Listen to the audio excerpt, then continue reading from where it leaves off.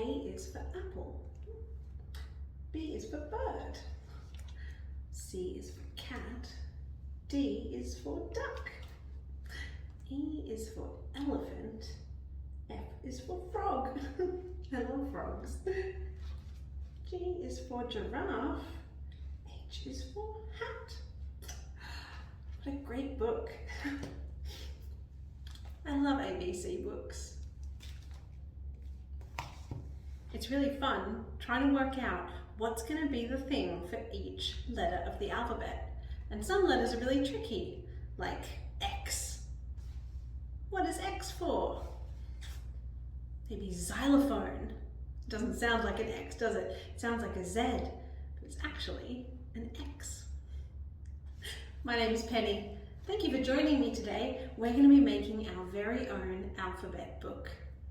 You won't need very much for this craft. Just some paper, a fair bit of it, for every letter of the alphabet, and some crayons, pencils or textures, whatever you'd like to use to decorate the pages. And then a stapler, because you need to turn all those pages into a book. Once we're done, you should be able to have your very own alphabet book. This is page 1 of mine. A is for artist. But let's do another page. I'm going to do my page for C is for. What kind of words can you think of that start with C? The word I'm going to do is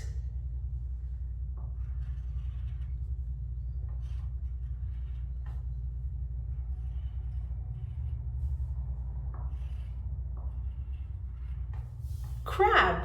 C is for crab.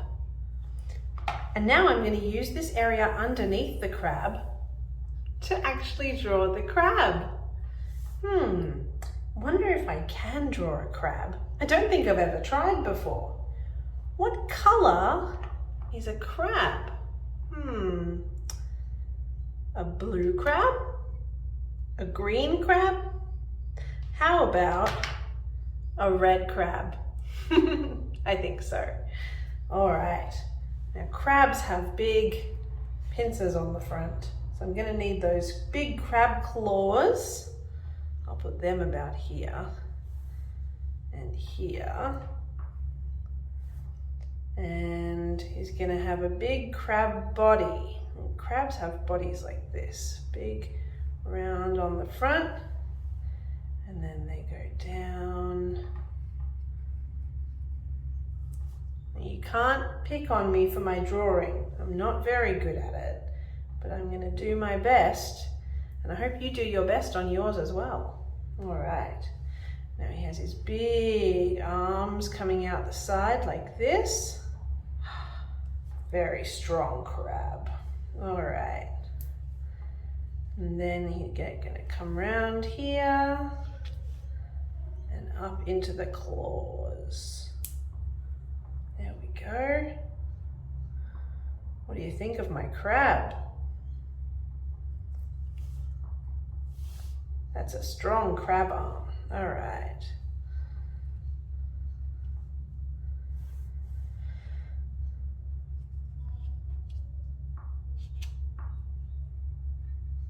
It's a bit tough sometimes when your crayons get stuck on the paper. There we go. Nice big crab claws. Now he needs little eye stalks as well, because they have little eyes on little stalks that stick out. And oh, he's not going to get very far without his little crab legs, is he? So let's give him some crab legs as well. I'm going to put them coming out the side.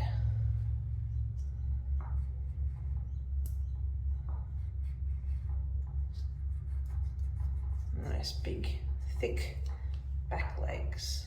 There we go. Just some thin ones for these long ones. Very good. And a nice big thick back legs to push him through the sand. There we go. My goodness. There's a nice red crab. Now let's give him some eyes on his eye stalks. Big black eyes, just like that. Oh, what an attractive crab. And we might give him some cool, maybe some cool markings on his back. There we go. Looks pretty rad. All right, and then you can color him in with more red. Crabs also have a bit of orange in their shell. Maybe I should add a bit of orange. I'll put a bit more red.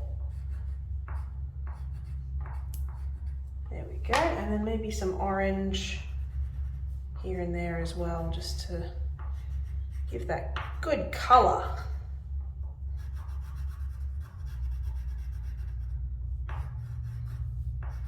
I like my crab.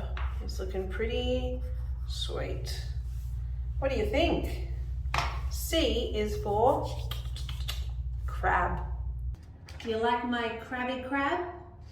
I'm pretty pleased with him. I think he really looks like a crab.